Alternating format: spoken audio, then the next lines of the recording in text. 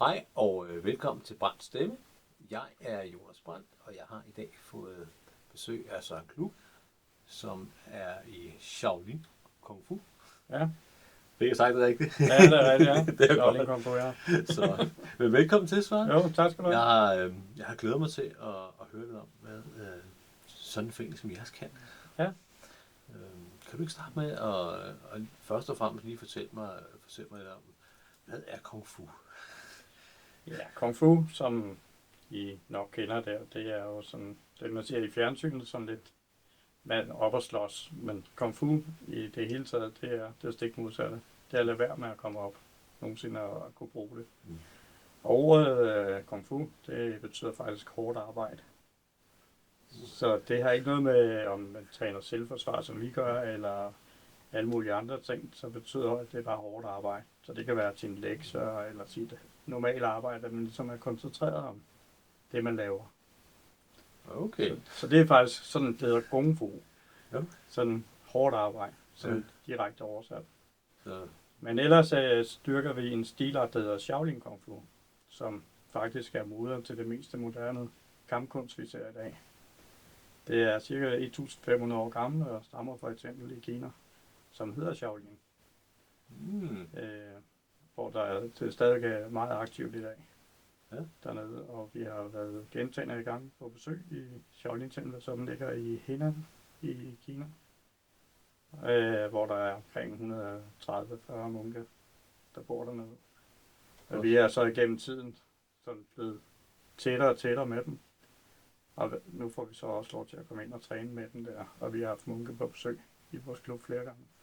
Okay. Så sent som i maj måned havde vi deres show på besøg. Ja. Hvor der kom 17 munke forbi vores klub. Så det er jo stort, og vi træner så det, der man kalder traditionel kung fu. Så det er sådan noget tilbage for omkring 1800-tallet og ned efter. Ja. Så er der sådan lidt mere moderne stilarter, hvor der er meget konkurrence i og sådan noget. Så vi prøver at holde os originalt til det gamle typer kung fu. Okay, ja. Og så, hvis man lige skal stille op, så er det noget med, hvis jeg forstod rigtigt, så noget med, at man har adskilt karate for eksempel, det er fra Korea af, eller... Ja, karate, det er kommet fra eller- Kina. Det er fra Okinawa, og så op igennem Japan, men det kommer faktisk fra Kina. Ja, okay. Så før i tiden hed det Kinahånd Mm. på Okinawa, og det var ikke en del af Japan. Så japanerne besatte Okinawa, og brød sig ikke om kineserne.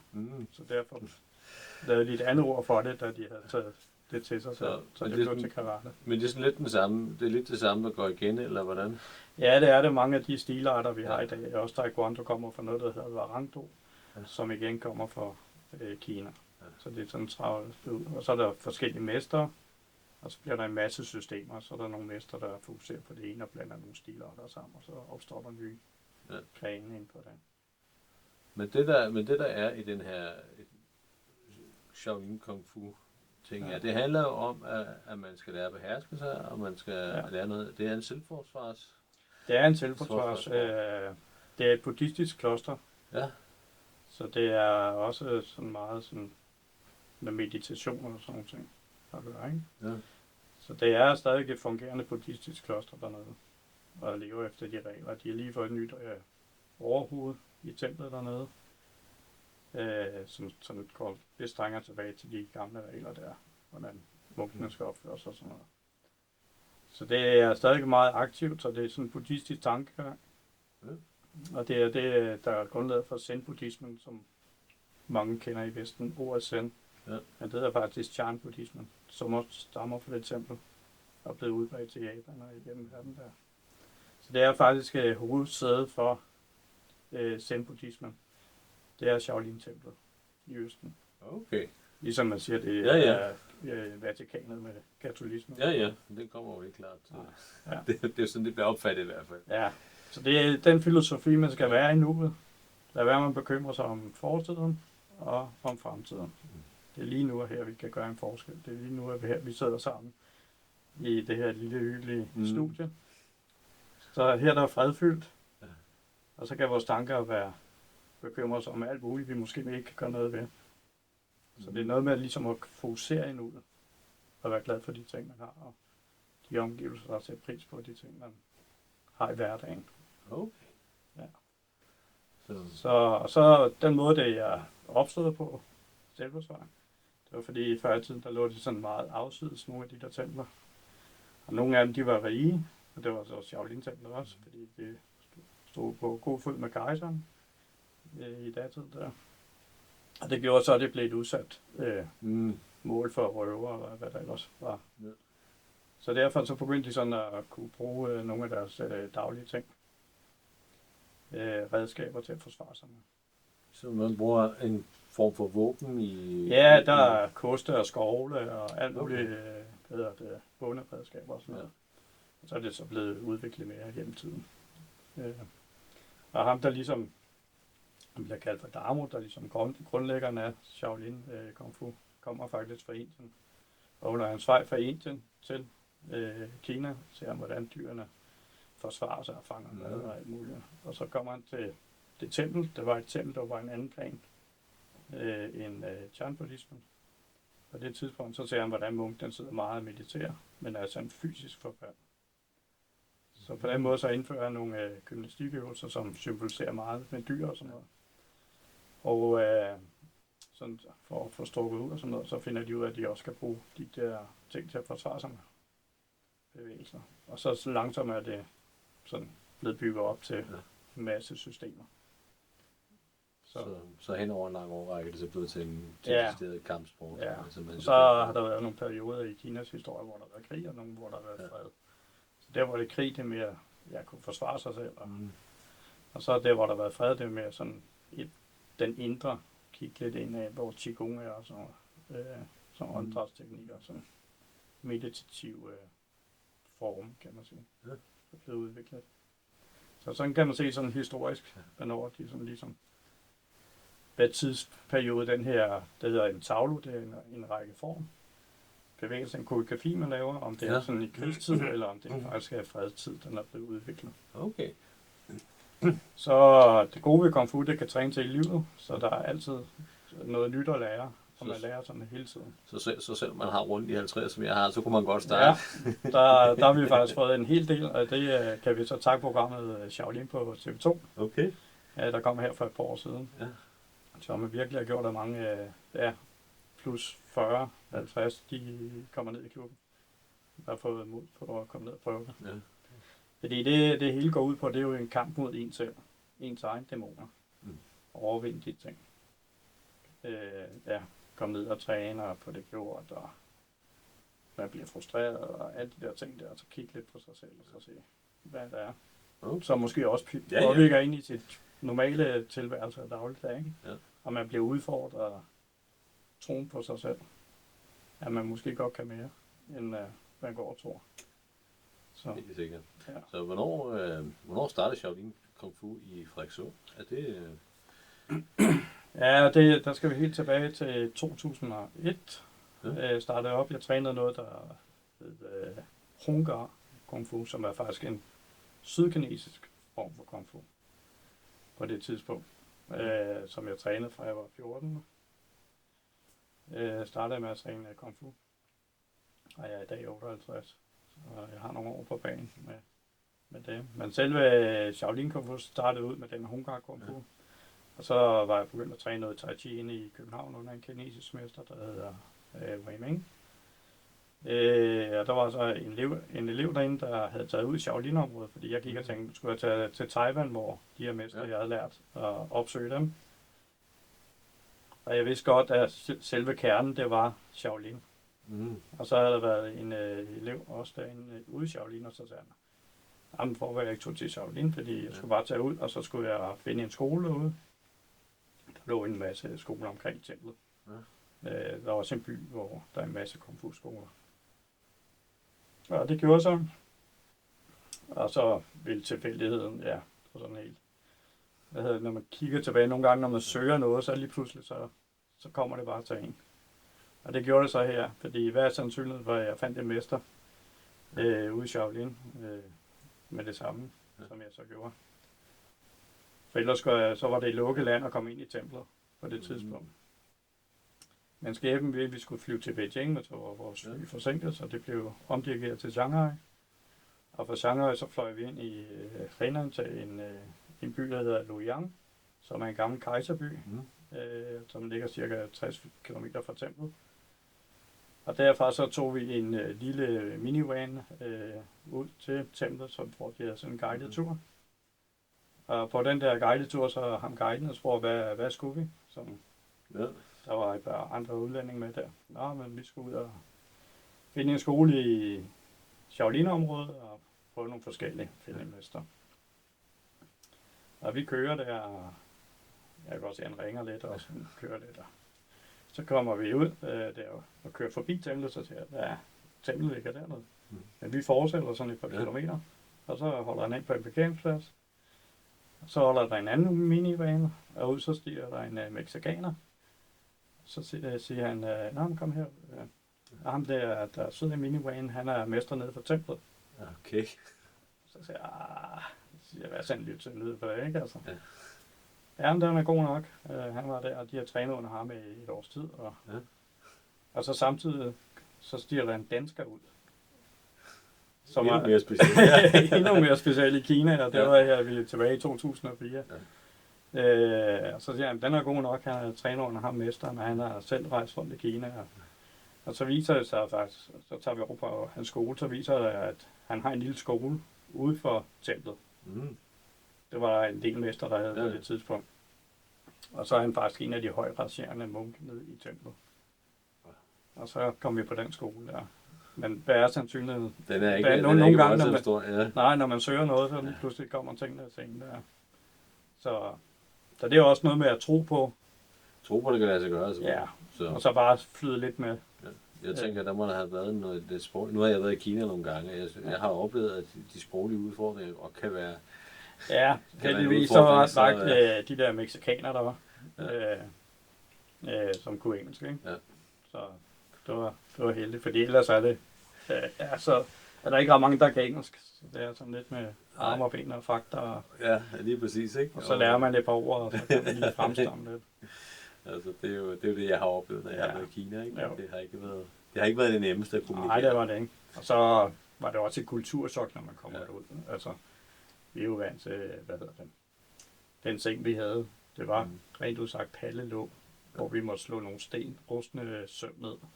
Og så fik man et lille vat tæt på 10 cm eller sådan noget, ikke? Så det var hårdt at ligge på, men efter et par dage med 8 timers træning om dagen, så elsker man at komme ind og lægge det. Så sov man så fint. Så hvor længe var du så dernede så? Jamen, så var vi der en uges tid på det. Tempel der, og så kom jeg hjem, og så begyndte jeg så at lave nogle af de kung fu form. Og så begyndte jeg at omdanne klubben, som jeg startede i 2002, til en Shaolin-klub. Og så har jeg så haft hjælpetræner med frem og tilbage, og så har vi haft nogle munke og så på besøg. Sådan at lære os. Så har jeg, en del af mine elever, der har været med igennem 10-15 og snart 20 år, har jo også, nogle af dem har haft ophold dernede i flere måneder, og en har boet dernede i et halvt år i templet. Og han blev også verdensmester faktisk i Kina. Han stillede op for templet, hvor der var 1076 deltagere fra hele verden.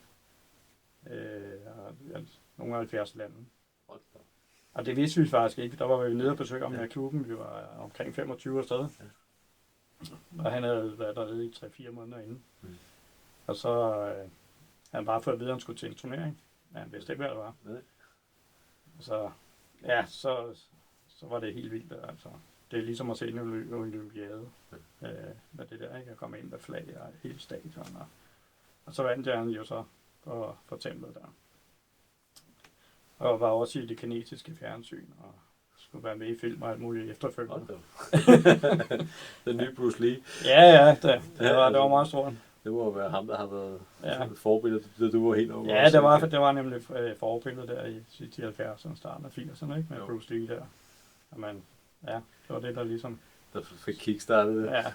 Så det har været en lang rejse, og jeg elsker det, jeg laver. Altså stadigvæk ikke at se, at man kan give noget til nogle andre.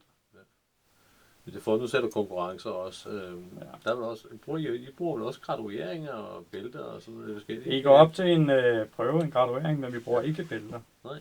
Så de får man får et diplom. Ja. Så vi har et pensum, vi kører. Ja.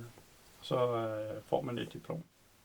Så det er ikke sådan ligesom i andre vesterlandske kampstilarter, at vi har forskellige bælter farver på. Så det er mere filosofien, du kan, hvad du kan. Ja. Og så hjælper vi hinanden. Og du er måske bedre til en ting, og jeg er bedre til noget andet. Og vi har trænet lige længe, eller whatever, men det er ikke det, der går ud på. Det er mere... Nogle de trænere går aldrig op til graduering. Ja. Så der er mange, hvad kan man sige? Nogle gange laver sådan en rundspørg, hvorfor kommer du? Ja. Nogle kommer for fællesskabs- og træningens skyld, og nogle vil jo godt noget andet og blive dygtig til noget bestemt. Og så vi har alle muligheder åbne på. Ja, eller bare holde sig i form. Ja, holde sig i form, ikke? Både fysisk og mentalt, ikke? Det er vel netop det, som Kung Fu kan. Ja. Så det er ikke, vi har ikke sådan en filosofi, og der er også få konkurrencer, vi er til. Og de konkurrencer, vi er, det er meget mere sådan fællesskab, at vi mødes. Der har været et par stykker her i Europa, hvor de har fået samlet en masse, Kung Fu-klubber i organisationen nu. Og det har de været lang tid om at veje, men det var for et år siden, så fik de samlet som stort, og der var en stor international konkurrence. Men det er bare sjovt, måske at komme ned og stille op og se, hvad de andre laver. Ja. Og så spejle sig på den måde, og få nogle værker komme og besøge hinanden. Så. Nu ved jeg jo, at der er jo snakket om i kommunen her, at man vil lave de kampsportscenter i forbindelse med idrætsbyen. Hvad tænker du om det? Ja, vi har jo været lidt med i de der planer. Og det var vi jo så også der for en del år siden, da Vinge-projektet skulle i gang. Ja. Og det ser jo meget godt ud, men for eksempel om lørdagen, så har vi 4 hold kørende samtidig på den tid, vi har. Og det kan vi sige, det giver en dynamik, fordi at nogle af de små børn, vi har på 5-9 år, ser lige pludselig de store træner også, dem 10-14, og så har vi også nogle voksne, der kører. Så på den måde er det godt, at de kan spejle sig lidt i hinanden, altså også når de skal komme fra det ene hold på det andet, så bliver det en blid overgang for de fleste. Fordi når de kender jo de andre og ser de andre. Ja, det er jo fremmed længere. Og plus man bliver inspireret. Og de der oplæg, vi træner nede i Multihallen, som er sådan en rimelig stor hal. Ja. De der oplæg, der har været omkring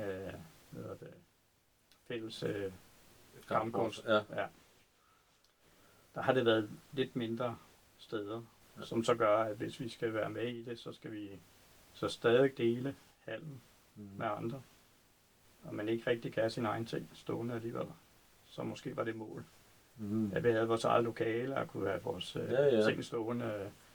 Og vi bruger også en masse forskellige våben i vores træning og sådan nogle ting. Ikke? Men det, der kan man sige er ulempen for os, det er, at vi ikke har et decideret lille klublokale, hvor man lige kan gå ind og få en sodavand og sidde og snakke på kryds og tværs. Ja. Så det er sådan, man sidder lidt i hallen. Og så. Det vil man måske få en lille smule glad, hvis man havde fælles kampsport. Ja, det kunne det. Altså nogle faciliteter, ikke? Ja. Men ideen er jo god, og vi har også lige været med i en ny runde, hvor Brydeklubben har en del store problemer. Vi træner nede i Frederikssundshallen og under taget, og ikke har så meget plads, hvor vi også vi vil gerne være med i det. Vi vil også gerne kunne til gode til vores eget behov. Ja, det er klart. For de elever, vi har. Ikke? Vi er omkring 140 elever nu. Det er jo også mange. Ja, så det er lige efter corona var nede på omkring 75, og så kvæg, at den der udsendelse om Shaolin i TV2 har været der, så stødt fremgang. Så bliver det næsten dobbelt op. Ja, så dobbelt op, så det er lige før, vi slår vores rekord, som er på 148 Hold da op. elever der i 2014, så det er fint. Det var en rigtig vej. Og vi har nogle super dygtige instruktører også. Sådan. Og hvis man nu gerne vil lære lidt om, både om Kung Fu, men også om jeres klub og forening, hvordan kommer man så i gang med det så? Ja, men det er bare at komme ned og træne. Vi har en hjemmeside, der hedder shaolinkungfu.dk, og der står så de oplysninger, hvornår vi træner og sådan noget. Og vi har elever fra 5-årsalderen og så op til plus. Den ældste 170 omkring. Og går på. Så der er åben for alle. Og også selvom man har lidt skavanker, kan man sagtens være med, så laver man bare det, man kan. Så har vi prøver gratis en måned, så ser man, om man har lyst til at. Og man synes, det er fortsætte, noget, ikke? ja. Og hvis du er på det, vi kalder abeholdet for 5 til 9 år, så er forældre også velkommen til at komme og tage med. Samtidig der er vi flere, og så lige pludselig starter hele familien. Så bliver det sådan en familieaktivitet. Så bliver det en familieaktivitet. Så det er dejligt at se. Ja, det er jo positivt, når man kan... Ja, jeg træner med at sige barn, ikke? Og nogle børn siger så, vi vil ikke have forældrene med. Det er jo fint, men ellers er muligheden der i verden. Ja. Og så går de sammen, og så... så det er rigtig dejligt at se. Så jeg er elever, der har været med helt næsten fra starten der for år 2002. Så... Ja. Jamen, altså, meget spændende. der er kommet noget i gang. Ja. Så jeg bliver lige nødt til at spørge jer. Det er sådan lidt væk fra det her, men jeg ved, at du var i gang med et lille projekt omkring foreningsliv også. Ja, og det kan jeg godt sige nu. Lige nu så er det lidt på standby, fordi jeg skal reelt lige have nogle penge i kassen for at køre det videre. Men det er et projekt, der hedder Din Aktive By. Jeg var gået i gang med. Og det skal lige finpudses lidt, så kommer det op at køre. Men formålet, det var faktisk, at Frederikssund Kommune udsender et blad med foreningerne. Ja. Men fra mit synspunkt, så er det et rigtig kedeligt blad, der ikke appellerer til nogen. Ja. I hvert fald ikke børn, som var dem, det blev uddelt til. Der står bare formandens navn, og så står der, kommer til en komfur, og så står der en adresse. Så der er ikke noget med nogle billeder, man kan sætte i, og gøre det sådan lidt mere, visuelt og lækkert. Så mit mål, det var faktisk, om jeg skulle gå i gang med nogle andre kampsportsforeninger, og få lavet sådan en flyer og sende ud, og husstandsomdeling. Ja. Men nu er tiden jo mere til apps, kan man sige. Så nu er det noget andet, der skal til, ikke? Ja, nu er det apps der. Ja. Og så har jeg faktisk lavet en app, der hedder Din Aktive By, som skal målrette sig mod foreninger, hvor man så får sit, stammeoplysninger på, men man kan lægge billeder op, man kan lægge video på. Okay. Og sådan noget. Så det bliver sådan struktureret, og det er på ens måde, man ser det. Så et udvidet visitkort proppet ned i en app? Ja, det er det. Så skulle formålet at få de fleste foreninger med i byen på den. Så derude så skulle der også komme sådan noget event på. Og så de faste museer og hvad der ellers skal. Så kan man lægge op, ikke? Så man kan se, okay, hvad skal vi lave i weekenden? Hvad er der noget at lave i byen, ikke? Jo. For det er den med foreningerne, som faktisk var udgangspunktet. Mange gange så er det jo 1 eller 2 gange om året, du vil gå ind og sige, jeg kan gå til. Og blive inspireret af det. Men som du selv har fundet ud af, så er der over 200 foreninger med alle mulige tilbud i kommunen. Og det er jo rigtig mange, og det er jo rigtig lækkert. Men og der er mange spændende foreninger, og det er også, nu jeg prøver at hive fat i nogle af dem og få dem på besøg og få en snak om, hvad er det for nogle forskellige der, hvad muligheder er der? Ja. Så det var det ligesom udgangspunkt, at jeg ville lave et alternativ til det. Og så gik vi faktisk i gang med at finde ud af, hvor mange foreninger var interesserede. Og uden at have appen, så havde vi faktisk omkring 16% af dem. Vi henvendte os til, der var interesseret i at komme ind. Det er da rigtig godt. Ja, det er rigtig godt, uden du har noget materiale, ikke? Jo. Og så skulle det så betale, så er konceptet, at man betaler en lille smule om måneden. Men du skal se det ligesom, i stedet for at du sætter en annonce i avisen, som der er ikke nogen, der læser og bladrer forbi, så er den væk. Eller du lægger noget på Facebook, og så kan du ikke finde den i tråden. Nu ligger den fast hele året. Du går bare ind og siger, hvad er der i aktivitet i min by? Og så kan du se. Og også mange kan jeg se, når man kigger ind på Facebook og ser sådan, jeg fri min by, eller hvad sker der? Jeg er lige tilflytter. Hvad kan man gå til? Ja. Og så vil sådan noget app jo være rigtig god. Og plus også, hvis man går til et eller andet og finder ud af, så er lige pludselig alle mulige andre interessante. Og når er det lige, at der er stævnet for fodklubben, eller man kan komme hvornår sker der noget, ikke? Eller et loppemarked, der sker overvisning, eller hvad det var, et eller andet, ikke? Ja. Så det er den formål, der skal i gang med. Det lyder rigtig, rigtig spændende. Så. Ja, det håber jeg også. Eller det ved jeg, det er spændende, men jeg skal lige have nogle kræfter til at rulle den ud. Der. Ja. Så det er rigtig god. Men, det lyder godt indtil der kan man i hvert fald lære nogle af foreningerne at kende ved at lytte med her, ikke? Jo. Så det er rigtig godt. Der er også et lille billede med. Så tænker du, der er noget, vi skal nå at snakke? Har du nogle rigtig gode historier, du sidder og brænder inde med omkring Shaolin Kung Fu, du rigtig vil gerne med, så er muligheden der nu. Ja, jeg ved ikke, hvad gode historier, som jeg lige kommer på. Altså, vi kan Men godt vi har jo tage- haft flere rejser til Kina, og vi rejser faktisk til Kina i næste måned, ud til Shaolin. Ja. Desværre efter det lige er skiftet overhoved, så har der været lidt turbulens i templet. Det var meningen, vi skulle ind og træne i templet, men nu bliver det så en skole ude på uden for templet, templet, ja. hvor der også er mester på. Men det må også være en kæmpe oplevelse, når man kommer dernede første gang, som Det er det også, ja. Så jeg glæder mig også til at se Som dem, der skal med for skal- første gang hernede, ikke? Og vi er 16, der skal afsted. ja, Og tager afsted her. Ja, det er rigtig godt. Der er stor tilslutning der. Ja, for sådan. Og så er der flere, et par stykker af mine elever, som også er blevet bedt af Kung Fu gennem tiden, og de taler flydende kinesisk i dag og taget uddannelse inden for handel med Kina og muligt andet. Okay, ja, men Så- de er jo gode at have med. De er rigtig gode, ja. Det er der ingen Ja, tvivl om. jeg kan kun nogle få ord fremstamme på få ord og sådan noget. Ikke? Men, ja, det er dejligt at se, at det spreder sig også. Og også det fællesskab, man laver som forening. Det er jo ikke kun vores forening, men det, at man kan give noget til nogle andre. Ja. Og der bliver noget fællesskab, og nogen finder hinanden igennem foreningen, og venskaber, og hvad der ellers opstår. Det er jo ligesom det, der driver mig i hvert fald. Er det så fuld egenbetaling, eller har man fået nogle sponsorer, der spytter lidt i kassen også, for det kan da ikke være helt billigt at tage sådan en tur? Ja, det meste er egenbetaling, men så er vi så heldige, at vi har faktisk lige sidste uge fået et tilskud fra Frederikshavn Kommune. Det er godt. Ja, det er rigtig godt, og det er vi rigtig glade for. Så de har givet faktisk et stort tilskud til noget af opholdet derude. Ja. For et par år siden lancerede de sådan en pulje der, hvor at det var sådan til internationalt samarbejde. Ja. Og der har vi fået flere gange på den pulje der. Så det er vi rigtig glade for. Så det virker. Det virker, ja. Ja. Det gør det lidt nemmere nogle gange. Så det er ikke så besværligt at være forening i Frederikshavn Kommune? Nej, jeg synes vi har gode forhold. Ja. Synes jeg, de gør meget også for foreningerne. Ja, især lige i øjeblikket, så er de også meget med inklusion og sådan noget, prøve at få flere unge til og frivillige til klubben, og der er nogle fællesmøder og sådan noget. Så Jeg oplever i hvert fald, næsten uanset hvem man snakker med, at man har en god relation til kommunen. ja, Man prøver at en af de store udfordringer, som jeg hører rundt omkring, det er, at man har svært ved at finde nogen til at sidde i bestyrelsen. Lave sådan de mere ja, praktiske... det har vi heldigvis Det var ikke så. haft som sådan. Der er stadig nogen, der stiller op. Der er stadig nogen, der gerne vil. Det er positivt. Og ellers spørger dem pænt og bliver lyst til og sådan noget. Fordi det er jo ikke...